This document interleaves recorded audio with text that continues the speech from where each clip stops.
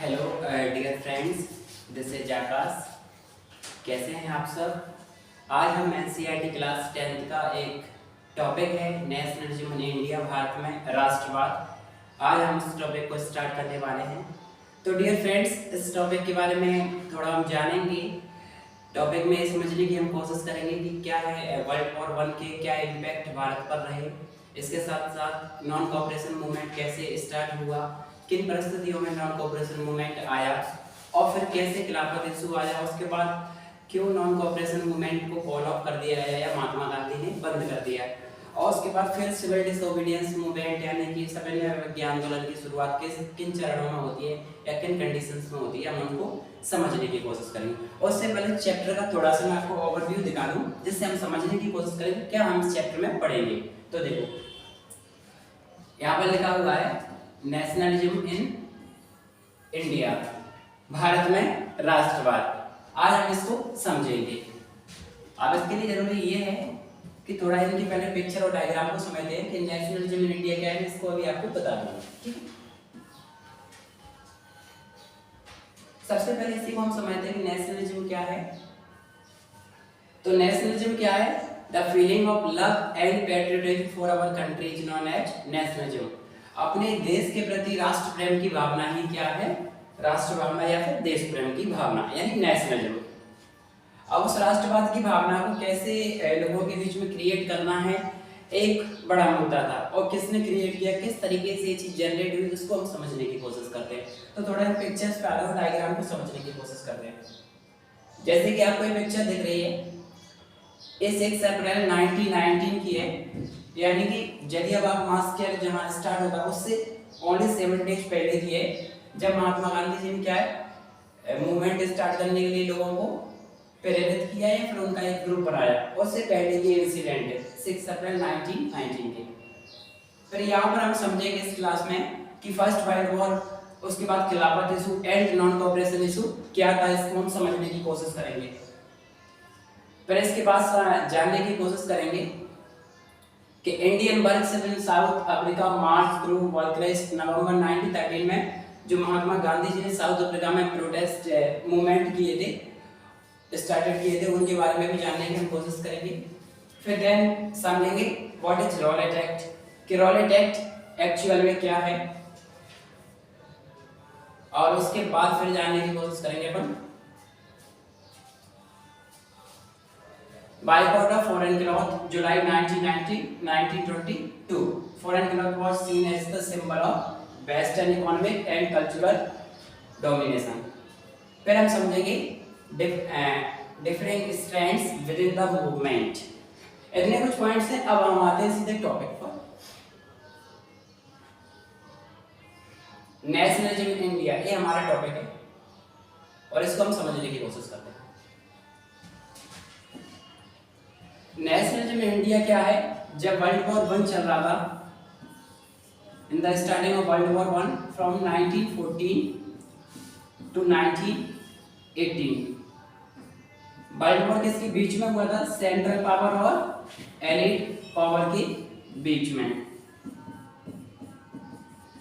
हालांकि world war की beginning जो हुई थी वो यूरोप कॉन्टिनेंट में हुई थी, लेकिन उसका impact all over the world पड़ रहा था। बिकॉज उस वर्ल्ड वॉर 1 में किसने पार्टिसिपेट किया था? ब्रिटेन ने। और हम ब्रिटेन की क्या थे? कॉलोनी। क्योंकि कॉलोनियल पीरियड के दौरान ब्रिटेन हम पर रूल कर रहा था, तो हमारे सोल्जर्स वर्ल्ड वॉर 1 में पार्टिसिपेट करने के लिए इन ब्रिटेन की तरफ से वर्ल्ड वॉर 1 में पार्टिसिपेट हमने किया, हमारे सोल्जर्स ने। किसमें? वर्ल्ड वॉर 1 में। अब इस टाइम पीरियड में क्या हुआ, क्योंकि बैकग्राउंड 1914 टू 1918 का है, ये वर्ल्ड का बैकग्राउंड है, बट उसी टाइम इंडिया में क्या चल रहा है? क्योंकि 1914 के टाइम पीरियड में कम्युनलिज्म बहुत ज़्यादा अपने चरम पर था। तो उस टाइम पीरियड में महात्मा गांधी साउथ अफ्रीका से आते कब? 1915 को। जब महात्मा गांधी की जिस कंडीशन में एंट्री होती है उस टाइम पर कम्युनलिज्म अपने चरम पर है और ब्रिटेन की जो डिक्टेटरशिप है वो भी बहुत ज़्यादा हो चुकी है। उस कंडीशन में महात्मा गांधी आते हैं और उस बैकग्राउंड को कैसे वो संभालते हैं उस पर हम जानने की कोशिश करेंगे। क्योंकि ऑल ओवर इस चैप्टर में ज़्यादातर हमें यही बताया गया है कि महात्मा गांधी की मूवमेंट कौन कौन सी थी और उनकी क्या इंसिडेंट रही, उसके बारे में हम समझेंगे। थोड़ी सी मैं डेट आपके सामने मेंशन करता हूं जिससे समझ में आए।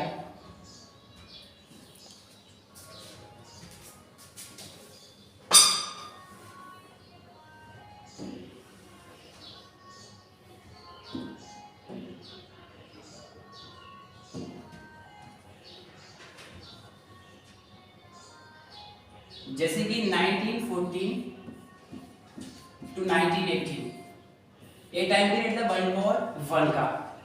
फिर क्या होता है 1915 जब महात्मा गांधी की इंडिया में एंट्री होती है, और जैसे ही महात्मा गांधी जी आते हैं उसके बाद वो क्या कहते हैं 3 प्रोटेस्ट करते हैं, इट मींस 3 मूवमेंट स्टार्ट करते हैं। वो मूवमेंट कौन से उनको हम समझने की कोशिश करते हैं।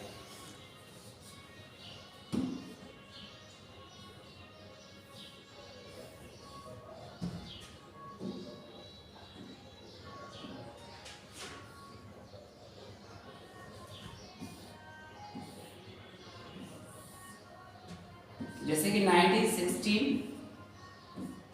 1917 एंड 1918 में 3 मूवमेंट महात्मा गांधी जी के द्वारा यानी सत्याग्रह स्टाइल किए गए थे। अब इससे पहले हम ये समझने की कोशिश करते हैं जिस बैकग्राउंड में महात्मा गांधी आए थे उस टाइम क्या वर्ल्ड वॉर 1 चल ही रहा था, और वर्ल्ड वॉर 1 जब एंडेड होता है तो उसके इम्पैक्ट इंडिया पर बहुत ज्यादा पड़े। जैसे कि वर्ल्ड वॉर 1 के रिजल्ट क्या रहे, एक तो सर ये हो गया कि इकोनॉमिक क्राइसिस हुआ। क्यों हुआ? सबसे पहले क्या था कि जो प्राइस होता है गुड्स का वो क्या है डबल हो गया, फिर इंक्रीज हो गया। टैक्सेशंस बढ़ा दिए गए थे ब्रिटेन गवर्नमेंट के द्वारा, प्राइस इंक्रीज, टैक्सेशन डबल हो गया, और फेमाइन आ गई और ड्राउट। फेमाइन और ड्राउट का रिजल्ट ये हुआ कि लाखों मिलियंस ऑफ लोग की डेथ हो गई थी। किसकी वजह से? हंगर और फेमाइन की वजह से। और क्या है इंडियन को फोर्स किया जा रहा था जबरदस्ती आर्मी में ज्वाइन करने के लिए या फिर अपनी सर्विस प्रोवाइड करवाने के लिए। और इसके साथ ही क्या है इंडियंस को भी अमाउंट में टैक्सेशन तो देना ही पड़ रहा था। लेकिन उसी टाइम पीरियड में थोड़ा थोड़ा इकोनॉमिक क्राइसिस जो हुआ कि लोगों के पास इतना पैसा था नहीं, जिसकी वजह से इंडियंस और ज्यादा सफर कर रहे थे। तो ये तो रिजल्ट रहे थे वर्ल्ड वॉर 1 के। वर्ल्ड वॉर 1 जब एंड हुआ उसके बाद इंडियंस को ये प्रॉब्लम फेस करनी पड़ी।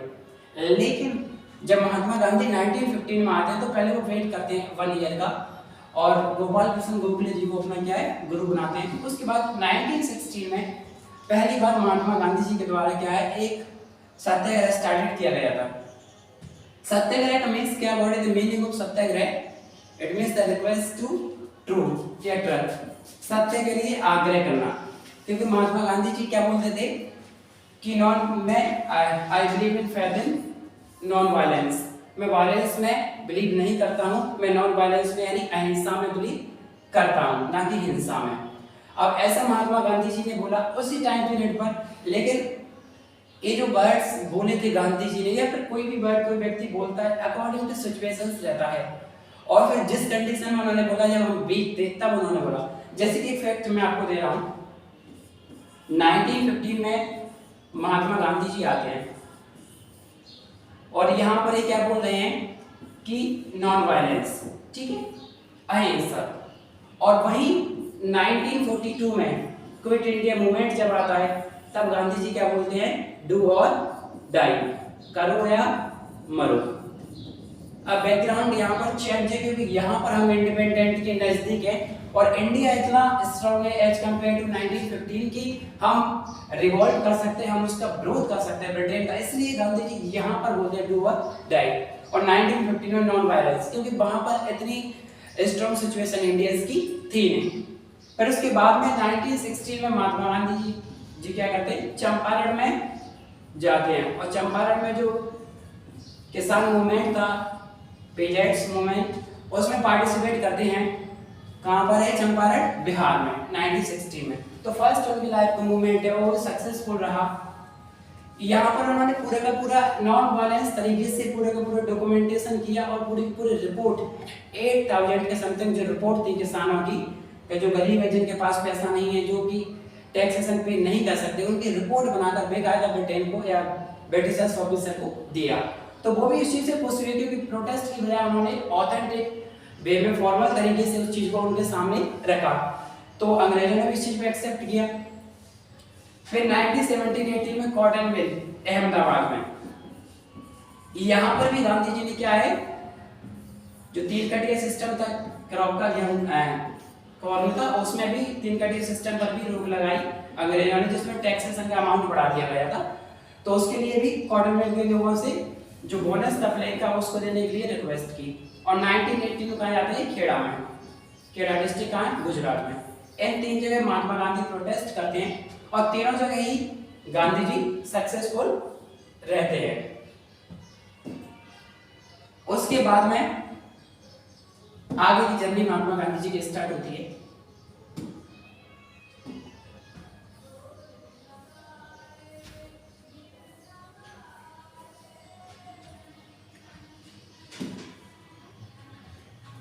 देन क्या है 1919 का टाइम पीरियड है, ये बहुत इंपॉर्टेंट टाइम पीरियड है। थोड़ी इसमें एक आपको डेडलाइन मेंशन कर रहा हूँ जहां से हम समझेंगे कि किन परिस्थितियों में नॉन कोऑपरेशन मूवमेंट की स्टार्टिंग या बिगिनिंग होती है।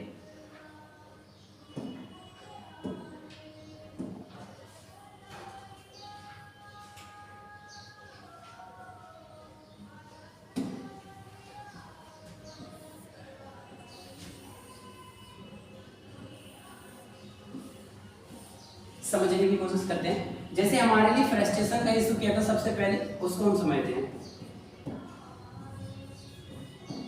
एक हमारे लिए फ्रस्ट्रेशन, फिर इंडियंस के लिए टेंशन, फ्रस्ट्रेशन, टेंशन। अभी क्या है, फ्रस्ट्रेशन क्या था, एक तो रॉलेट एक्ट आया, कब आया 1990 में, और इसके साथ ही क्या हुआ, जलियांवाला बाग मास्केयर। ये हम लोगों के लिए इंडियंस के लिए एक तरीके से फ्रस्ट्रेशन था। टेंशन क्या था, एक्ट ऑफ 1919।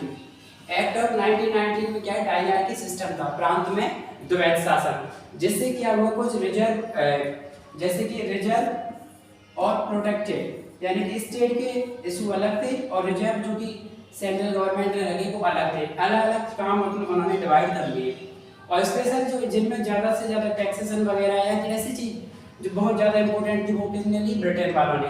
और जैसे कि स्कूल, एजुकेशन, हेल्थ, ये काम किसको सौंप दिए गए, इंडियंस को। और इसके साथ में फिर एक इशू और क्या हुआ, वो हुआ इकोनॉमिक क्राइसिस का। इकोनॉमिक क्राइसिस होता है, इसके साथ साथ क्या होता है, इन्फ्लेशन यानी महंगाई। इसकी वजह से भी इंडियंस परेशान थे। और फिर सोरो वाली बात आए, दुख की सबसे प्रॉब्लम वाली बात ये थी कि नेग्लिगेशन ऑफ गवर्नमेंट। गवर्नमेंट ने क्या इंडियंस की डिमांड्स को हमेशा नेग्लेक्ट किया, और जो फायर के रूप में पनपा वो था खिलाफत इशू।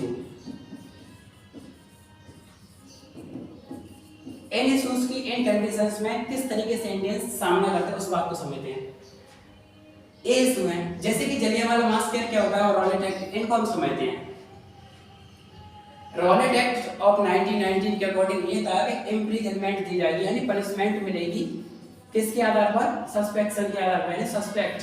अगर हमें लगता है कि कोई व्यक्ति कोई जुर्म करने वाला है, कोई ऐसी एक्टिविटी करने वाला है जिससे गवर्नमेंट को लॉस होता है, तो उस व्यक्ति को क्या है, पहले से ही अरेस्ट कर लिया जाएगा। एक इसमें था रॉलेट एक्ट में 1990 में। फिर एक ये तो इशू था ही, इसके बाद में ये भी था रॉलेट एक्ट के अकॉर्डिंग कोई भी पॉलिटिकल लीडर और पॉलिटिकल पार्टी ब्रिटेन गवर्नमेंट के अगेंस्ट नहीं बोल सकती है, और सेंसरशिप लगा दी थी प्रेस पर यानी मीडिया पर। तो ये इशू था। अब आते हैं रॉलेट एक्ट। रॉलेट एक्ट क्या था, एक्चुअली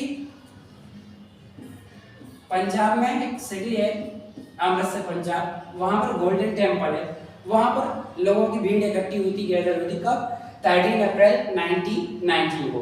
तो उस टाइम पीरियड में जलियांवाला बाग में जहां वो जगह है वहां पर लोगों की भीड़ इकट्ठी हुई थी, और एक फेस्टिवल है वो सेलिब्रेट कर रहे थे, बैसाखी का फेस्टिवल। तभी क्या होता है, उस टाइम पर अंग्रेजों के जो गवर्नर जनरल थे उनका नाम था जनरल डायर, आर्मी ऑफिसर। उन्होंने क्या है, भीड़ पर फायर करने का ऑर्डर दे दिया, shoot the fire to the people. ऐसे क्या होता है, लोगों पर डायरेक्ट अंधाधुंध गोलियां चलाई, और लगभग वहां पर जैसे उनकी डाटा के अकॉर्डिंग 300 या 400 के समथिंग लोग किल हो गए थे। हालांकि वो ज्यादा भी हुई थी, लेकिन उसमें जो डाटा जो उन्होंने बताया था 400 के समथिंग उन्होंने बताया था। अब इस टाइम पर क्या हुआ था, एक्चुअली सैफुद्दीन किचलू और डॉक्टर सत्यपाल, ये दोनों को क्या है गिरफ्तार भी कर लिया था, अरेस्ट कर लिया था। इसकी वजह से लोगों को रॉन्ग मतलब राइट इन्फॉर्मेशन मिल नहीं पाई। अब बात तो ये कि लोग फेस्टिवल सेलिब्रेट करने के लिए आए, लेकिन ऐसा क्या हुआ कि वहां पर पुलिस कार्रवाई हुई और लोगों पर भीड़ पर गोली चला दी गई, क्योंकि जो पॉलिटिकल लीडर थे इंडियन के, उन्होंने सोचा कि ये लोग फेस्टिवल सेलिब्रेट कर रहे हैं, अपन उसका फायदा उठाएं और लोगों को मोटिवेट करते हैं, समझाते हैं कि कैसे आगे मूवमेंट को स्टार्ट करना है। तो इसकी वजह से वो फिर आगे चल के अंग्रेजों ने गोलियां वगैरह चलाई और ये जलियांवाला बाग मास्केर में कन्वर्ट हो गया। ये दोनों के दोनों इंडिया के लिए फ्रस्ट्रेशन का इशू था, बहुत दुख भरी बात। और टेंशन क्या था? Act of 1919।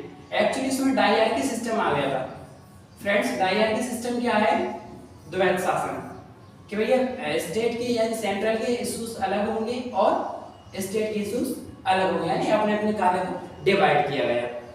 ये भी एक बड़ा इशू था। और इसी में एक और था पोजीशन क्या था? सेपरेट इलेक्ट्रोड, कि हिंदू और मुस्लिम कम्युनिटी लोगों के लिए क्या है? इलेक्शन को सेपरेट किया गया इलेक्ट्रोड को। एक ये भी बहुत बड़ा इशू था। फिर आते हैं हम इकोनॉमिक क्राइसिस पर। इकोनॉमिक क्राइसिस क्या है? क्योंकि वर्ल्ड वॉर 1 की जैसे एंडेड होता है तो ब्रिटेन भी कंगाल हो जाता है, उस टाइम उनको भी टैक्सेशन चाहिए। उन्होंने क्या टैक्सेशन बढ़ाया और इकोनॉमिक क्राइसिस हुई और इन्फ्लेशन हुआ। ये भी इंडियंस के लिए बहुत दुख भरा रहा, क्योंकि लोग सफर कर रहे थे, परेशान थे बहुत ज्यादा। उस टाइम पीरियड में टैक्सेशन बढ़ा देना उनके लिए बहुत इशू की बात थी। और फिर सोरो क्या था? दुख की बात सबसे ज्यादा वो थी neglection of government. Britain government ने इंडियंस पर ज्यादा ध्यान ही नहीं दिया था या उनकी डिमांड को ज्यादा सुना ही नहीं था, क्योंकि उनको वही करना था जो उनके अकॉर्डिंग उन्हें लगता है कि उन्हें प्रॉफिट किस आउटगोइंग कंडीशन प्रॉफिट उनको अर्न करना है। क्योंकि ईस्ट इंडिया कंपनी का पर्पस ही क्या था? यहाँ पर रूल करना। और यही फिर ब्रिटेन ने पॉलिसी को अपनाया। फायर वाला इशू क्या होता है? 1919 में मार्च का महीना रहता है, during the March summer season दो अली ब्रदर थे, मोहम्मद अली और शौकत अली। ये दोनों के दोनों क्या है? महात्मा गांधी से अहमदाबाद में मिलने जाते हैं। और महात्मा गांधी जी से एक्चुअली इशू क्या हुआ था? टर्की जो स्टेट है यूरोप में, तो वहां पर क्या है? लड़ाई चल रही थी। और उस लड़ाई में क्या है? जो कैलिफ होता है यानी स्पिरिचुअल हेड इस्लाम का, वो क्या है? पिट गए थे या फिर उनको हरा दिया था। किसने? यूरोपियन कुछ स्टेट्स ने मिल गए। तो इससे क्या है? इंडियंस के जो मुस्लिम थे वो बहुत दुखी हुए, रिग्रेट फील किया। क्यों? क्योंकि जिस कैलिफ को यानी खलीफा को अंग्रेजों ने यानी टर्की के खलीफा को पीटा था या हराया था, वो कौन थे? ब्रिटेन वाले थे। और ब्रिटेन की कॉलोनी कौन थी? इंडिया, यानी ब्रिटेन हम पर रूल कर रहे थे, यानी हम उनके उपनिवेश थे। तो उस टाइम पीरियड में ब्रिटेन के लोगों के अगेंस्ट इंडियंस मुस्लिम कम्युनिटी ने सांत्वना देने के लिए टर्की के कैलिफ को महात्मा गांधी के साथ मीटिंग की और कहा कि महात्मा गांधी से कि हम भी इसमें पार्टिसिपेट करना चाह रहे हैं। किसमें? नॉन कॉपरेशन मूवमेंट में। तो खिलाफत इशू भी था और खिलाफत इशू के साथ ही मुस्लिम लोग भी इस मूवमेंट में उन्होंने पार्टिसिपेट किया। तो यहाँ से समझ सकते हैं कि Rowlatt act, Jallianwala Bagh Bhaskar, act of 1990 और फिर इकोनॉमिक क्राइसिस और गवर्नमेंट के द्वारा डिमांड को नहीं सुनना, ये सब किसमें कन्वर्टेड हो गए? नॉन कॉपरेशन मूवमेंट में। अब इस कंडीशन में हम समझते हैं फिर आगे क्या होता है।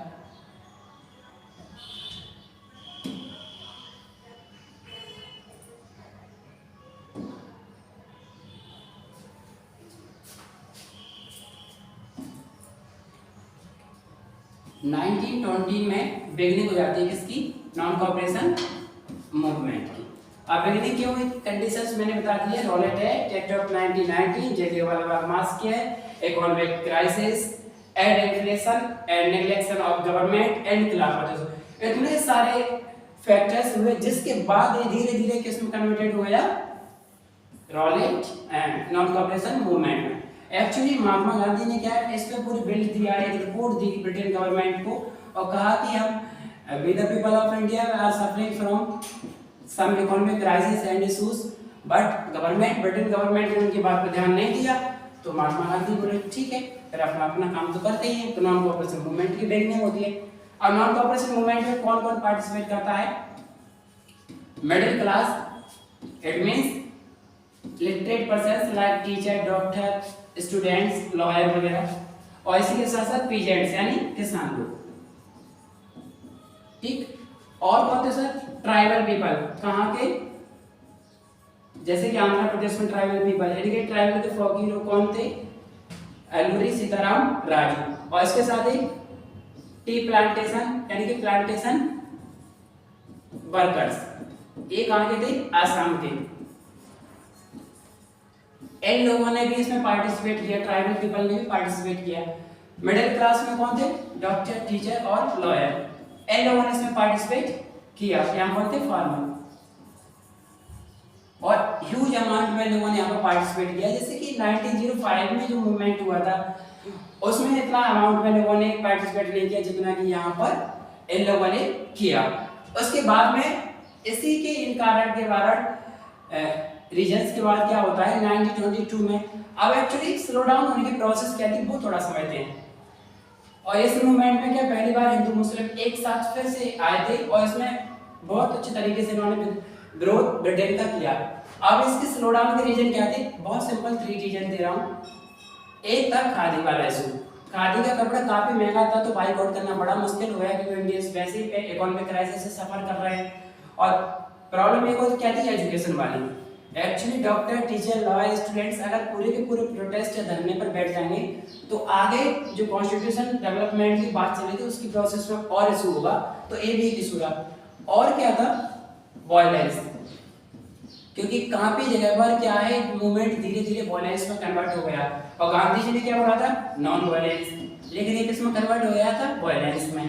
तो गांधी जी भी इस बात का वेट कर रहे थे कि हमें नॉन कॉपरेशन मूवमेंट को फॉलो करना है। वो परफेक्ट मूवमेंट ढूंढना, फाइंड आउट करना चाह रहे थे और मौका मिल गया कब? 5 फरवरी 1922। इंसिडेंट थी उत्तर प्रदेश के कहां पर?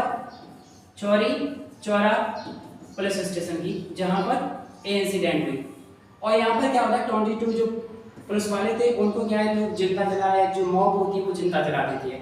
तो महात्मा गांधी जी बोले it is very bad and I don't believe in faith in violence so I call of the movement. और महात्मा गांधी ने नॉन कॉपरेशन मूवमेंट को वापस ले लिया क्योंकि गांधी जी समझ गए थे कि कहीं ना कहीं धीरे धीरे वायलेंस में कन्वर्ट हो रहा है और ब्रिटेन वाले भी आगे चल के जब अपनी पाएंगे तो थोड़ा सा इंडियंस को भी प्रॉब्लम होगी क्योंकि जब अपन प्रोटेस्ट करेंगे तो वो भी इसका विरोध करेंगे। गांधी जी इस बात को समझ गए थे कि इस तरीके से सक्सेस मिल पाना मुश्किल है। और लोगों ने सपोर्ट क्यों किया? क्योंकि गांधी जी तो जोर जोर से बोल रहे थे कि हमें 1 साल में स्वराज्य चाहिए, यानी कंप्लीट इंडिपेंडेंट चाहिए, लेकिन ये तो पॉसिबल नहीं था, फ्रीडम मिल नहीं पाई थी। लेकिन उन्होंने इससे ये हुआ कि बहुत ज्यादा जो मासेस थी यानी जनता थी उसको अपने पक्ष में फेवर में कर लिया।